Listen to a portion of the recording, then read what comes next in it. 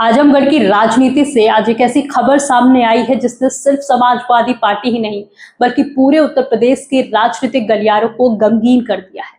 अपनी सादगी, ईमानदारी और जनसेवा के लिए पहचाने जाने वाले समाजवादी पार्टी के वरिष्ठ नेता और निजामाबाद विधानसभा सीट से 5 बार विधायक रहे आलम बदी आजमी का 90 वर्ष की उम्र में निधन हो गया। लंबे समय से अस्वस्थ चल रहे आलम बदी आजमी ने बुधवार देर रात आजमगढ़ स्थित अपने आवास पर अंतिम सांस ली। उनके निधन की खबर सामने आते ही समर्थकों और राजनीतिक दलों में शोक की लहर दौड़ गई। कुछ समय पहले तक उनका इलाज लखनऊ के मेदांता अस्पताल में चल रहा था, लेकिन तबियत में सुधार होने पर उन्हें घर भेज दिया गया था। उनके जनाजे की नमाज आज शाम 4 बजे जामिया तूर रशाद में अदा की जाएगी। आलम बदी आजमी का जीवन भी उनकी राजनीति की तरह बेहद सादा रहा।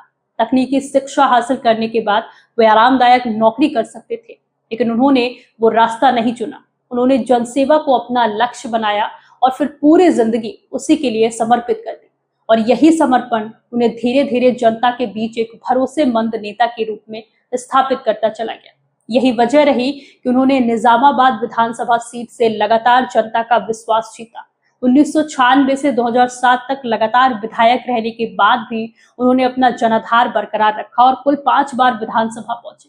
अपने लंबे राजनीतिक सफर में उन्होंने कई बड़े नेताओं को चुनावी मैदान में चुनौती दी। एक चुनाव में उन्होंने अंगद यादव को भी हराया था। समाजवादी पार्टी में उनकी पहचान एक वरिष्ठ और अनुभवी नेता की थी, जबकि मुलायम सिंह यादव और बाद में अखिलेश यादव के भी वे बेहद भरोसेमंद सहयोगियों में गिने जाते थे। लेकिन अगर कोई बात उन्हें बाकी नेताओं से अलग बनाती थी तो वो थी उनकी सादगी।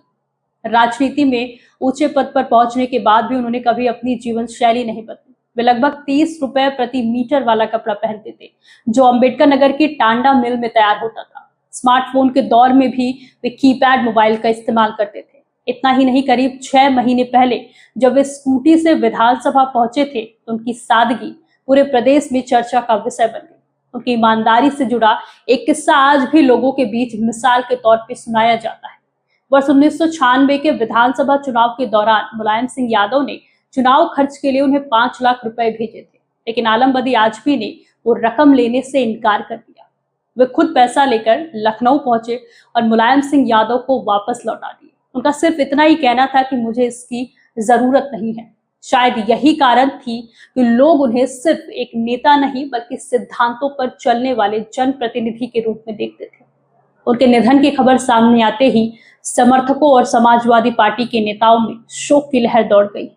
समाजवादी पार्टी ने भी अपने आधिकारिक सोशल मीडिया अकाउंट पर शोक व्यक्त करते हुए लिखा कि आजमगढ़ की निजामाबाद विधानसभा सीट से लोकप्रिय विधायक और पार्टी के वरिष्ठ नेता जनाब आलम बदी साहब का इंतकाल अत्यंत दुखद है। पार्टी ने दिवंगत आत्मा की शांति की प्रार्थना करते हुए शोकाकुल परिवार को ये असीम दुख सहने की शक्ति देने की कामना की और भावभीनी श्रद्धांजलि अर्पित की। पार्टी नेताओं और कार्यकर्ताओं ने भी उनके निधन को समाजवादी आंदोलन और उत्तर प्रदेश की राजनीति के लिए अपूर्णीय क्षति बताया।